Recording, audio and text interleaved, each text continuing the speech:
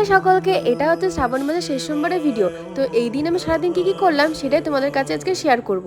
তো স্নান টান করে আমি মহাদেবের একটা মালা আর একটা নন্দী মহারাজের জন্য মালা তৈরি করে নিয়েছি। যেহেতু আজ মন্দিরে পুজো দিতে যাবো সেই জন্য সবকিছু আয়োজন করে নিয়েছিলাম।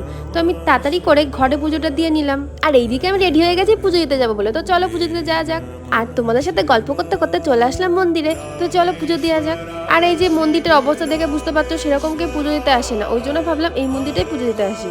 তো এরপর একে একে মহাদেবকে আর নন্দী মহারাজকে ঘি মধু মাখিয়ে নিলাম। তারপর একে একে যে মালাটা তৈরি করেছিলাম সেই মালাটা পরিয়ে দিচ্ছিলাম। কি সুন্দর লাগছে বলো। সব থেকে যেটা খারাপ বিষয় কি বলো তো, এই যে আজকে শ্রাবণ মাসের শেষ সোমবার, কিন্তু এই মন্দিরটা কেউই সেরকম পুজো করতে আসলো না। তো আমি ওই জন্য ভাবলাম আমিই আসি এই মন্দিরটাতে পুজো দিতে।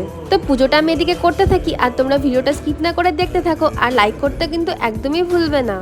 ওম নমঃ শিবায়, ওম নমঃ শিবায়, হর হর।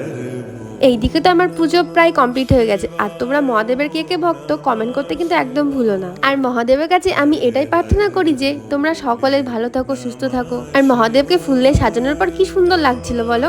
যাক, আমার এইদিকে পুজো দিয়ে কমপ্লিট হয়ে গেছে। আর এইদিকে মিনিটা ম্যাও ম্যাও করছিল বলে আমিও মহাদেবের কাছ থেকে একটা মিষ্টি দিয়ে দিয়েছিলাম। তো এরপর আমি বাড়ি চলে এসেছি। তো এইদিকে আমি লাঞ্চ করতে বসে গেছি, আর ভিডিওটা এখানে শেষ করছি। দেখা হবে নতুন এক ব্লগে। তো টাটা।